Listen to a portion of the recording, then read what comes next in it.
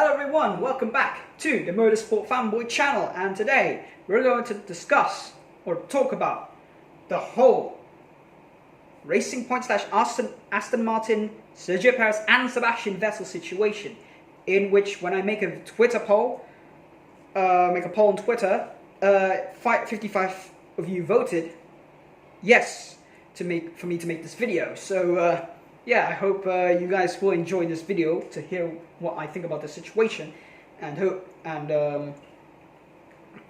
what I think of it. So yeah, let's get started. So, of course, this story has to be started with, of course, Lawrence Stroll, the Canadian billionaire, of course, got his son into F1. Okay, maybe that's a bit harsh, but it's true. It's partly true. Of course, mid-2018, he got, bought Force India when they went into administration, and then of course, because of this, it's clear that his son Lance will go into the team.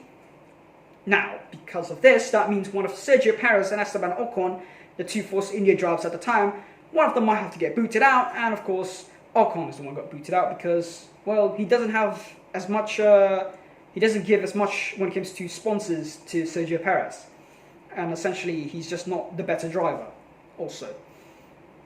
Yeah, Ocon, of course, now, he's back on the F1 grid with Renault, but of course, at the time, because, after he got booted out, no one offered him a contract, and because of this, he has to, well, he was supposed to take a year out of Formula 1. And of course now, we move to 2019, Perez signed a new contract for them, for, of course, Racing Point, which means that he will be racing for them in 2020 and 2021.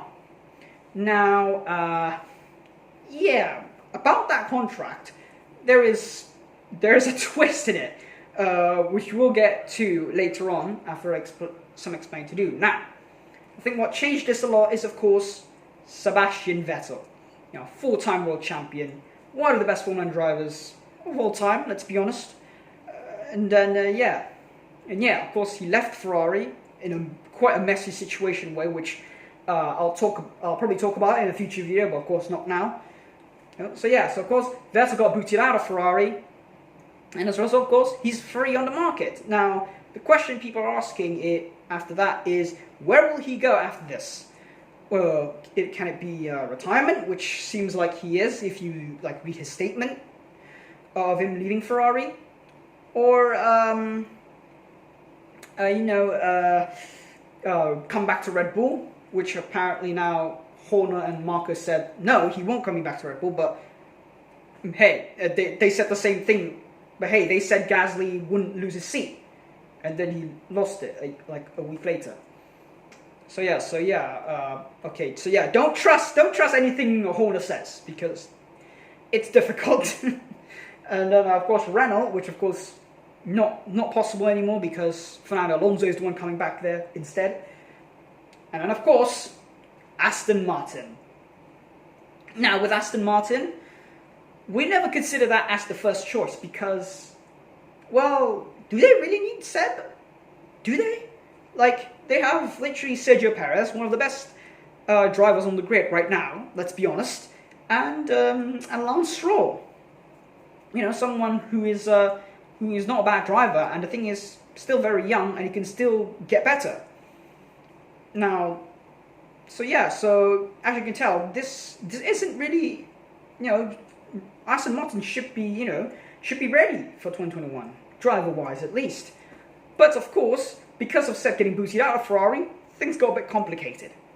Which is why, around early last week, Bild made an article saying that, Seb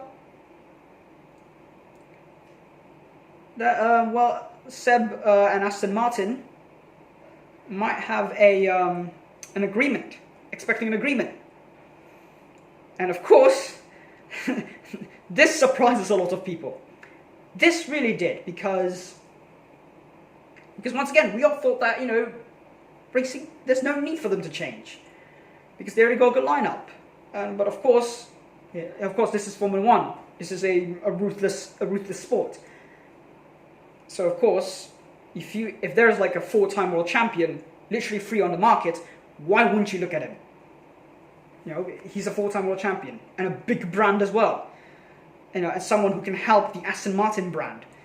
So, it's not surprising they're looking into Vettel and Bill saying he's expecting an agreement. Now, of course, RTL says that there is no agreement yet, there's no agreement yet. RTL said there's no agreement yet. But yeah, this got a lot of people surprising, and it got us the feeling that, well, Perez might get booted out, which once again will be ridiculous. But once again, I'll get into my opinion later on. Yeah, of course, the story, of course, build, and it turns out, about Perez's new contract. Turns out there has a clause in it, and that clause is that that if they have someone who wants to get in, Perez will have a contract. There's a clause that they can terminate his contract whenever they want, and it seems like Perez agreed to it. So yeah, that's how sketchy the situation is getting, and complicated as well. Of course, after this, there is. Sorry, wait for a second. Let me click this article. Yeah, so AMUS says that Vettel and Aston Martin is not a done deal yet. And Racing Point, of course, said that they're denying this. I mean, even Vettel's side didn't tell anything about this, even with his interview with Martin Brundle in Hungary, which you can check on Sky F1, on Sky Sports F1's channel, which I'll leave in the description bar if you want to see that. It's a great conversation. You all should see that. But it got really complicated. And then after this, I think, if I'm not mistaken, Michael Schmidt from AMUS, he said that Racing Point will make an internal decision this weekend about, yes, we will take Seb, and then decide who will have to leave. So yeah, as you can tell, they really are interested in Seb. Like, it's no joke. It's no joke. They are literally interested in Seb. And then saying that they want to accept him first and then boot someone out. And yeah, that's how we got to this point. So yeah, that is the story of this whole situation. So, now I'm going to tell you what I think of the situation now. Now, what do I think of the situation? Now, for me, okay, no, I'm gonna put my phone yet because I don't really need any situation because this is just my unfiltered opinion. So yeah, so for me, this is such a complicated situation because the thing is, you can go anywhere. Like, you can literally, there's like 3 options in this. You can literally keep that same lineup, just not by Seb. You can have Perez and Seb on the same team, which, let's be honest, that will literally be one of the best lineups on the grid for 2021. Or have Perez and Stroll. Sorry, not Perez and Stroll, my bad. Vettel and Stroll. Vettel, the one who will do the feedback, and then Stroll. So it's just drive, really, and then, I don't know, maybe you learn a thing or two from him. So yeah, as you can tell, of course, the second option is the most popular choice, but of course, we don't know if that will happen because, once again, because of Stroll being related to the owner of the team in, of course, Lawrence Stroll, his son Lance, it seems like his son Lance is going to, stay in there whenever he wants it, really. Even if Lance haven't had a contract yet for 2021, which is ironic, considering that he is the son of the team's owner. So it's kind of surprising that he hasn't got a contract yet for next year.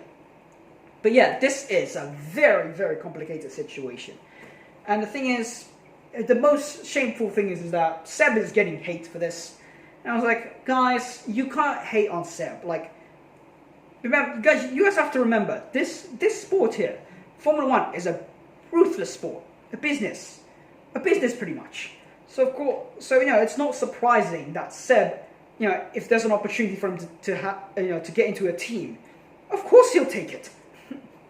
Because that's literally what everyone does in the Formula One sport world. No matter how good you are, sometimes you get cut out because you don't have a thing or two. And the thing is, with Seb, his CV, the reason why he's probably been linked, of course, is his CV and the fact that he is a top brand and is still a top driver, even if he's not as good as it anymore. But yeah, this is a very complicated situation. And even though I am all for Seb being in Aston Martin, but I'll feel very bad if one of the current drivers is booted out, because they essentially don't deserve it. But once again, as I already said, this is F1 is a ruthless sport. So, it's the reality of it, I guess. Okay, so if you're gonna ask me what would I do if I'm Lawrence Stroll at this point, I'd say that announce Vettel around, I guess, near the end of the season, or should I say mid-season? I don't know. Mid-season. I'll announce Vettel mid-season, and I'll wait until the end of the season to see who will keep the seat and who will leave between, of course, Perez and Stroll. Which means essentially, I'm willing to see Stroll and Perez pushing each other, on who will finish in front in the championship, and whoever finishes in front of the championship will stay in the team, and of course one of them get booted out, unfortunately. But I know that sounds really harsh, but once again, third time I'm saying, this is a ruthless sport. For me, I think Vettel, I agree, he should go to Aston Martin, but don't decide on who's to leave, on who's staying and who leave between Perez and Stroll. No, if I'm going to talk honest here, I really do want Perez to stay, simply because, he is one of the best drivers on the grid. He deserves to stay in here. And yes, I know there's still a chance that he's still here because apparently Alfa Romeo wants him. But problem is that means now Perez will essentially go back into a back market team, into a midfield team. Perez, when he's finally getting a team that can fight for wins and podiums, and then of course he got booted out and forced to go back to midfield team. I'm sure he doesn't want that. But once again, I guess it's his choice if he does want to go to Alfa Romeo. But I'll be sad if Perez, of course, leave. I want him to partner with Vettel, if I'm totally honest. But once again, I don't know if this will happen or not, because of Lawrence Stroll being basically the son of the dad of the team's owner. So this is a very complicated situation. I know some people said get Stroll to GT Sports, I guess. But once again, I don't watch GT Sports, so I'm really not sure. But so this is a complicated situation. For everyone, and also, of course, pretty much just Racing Point in general. So those are my thoughts on this situation, on the Racing Point / Aston Martin, Sergio Perez and Sebastian Vettel situation. This is such a complicated situation, and I hope the way Racing Point is handling this is good, so they won't look as bad in the public eye. Especially when they're getting a lot of hate because apparently their car is very similar to the Mercedes, to W10 of the Mercedes AMG Petronas team. And of course, Renault essentially protesting it shows how, they're so unsure whether, this right or not, So I hope, Racing Point, resolve all this situation quickly, because once again, I want Racing Point to be, or Aston Martin to be at the top, because because once again, we're just tired of seeing, Mercedes, Ferrari, Red Bull just being the top team. I mean, even Red Bull and Ferrari are dropping back a lot, and which means Mercedes became dominant again. It made it look easy, even though it's Red Bull and Ferrari not making enough progress is the reason why Mercedes is keeping their dominance. And that's why Aston Martin has a lot of hype because we genuinely see potential in them to be the next Mercedes stopper. So yeah, I hope they resolve the situation quickly. Anyway, that's my thoughts on it, and I hope you guys enjoy listening to me. And if you do enjoy listening to me, leave a like, subscribe if you haven't to my channel. Just click down below, and also put that notification bell on. If you want to watch my video straight away after it's uploaded. So yeah. Anyway, thank you guys for watching, and I'll see you guys next time. Goodbye!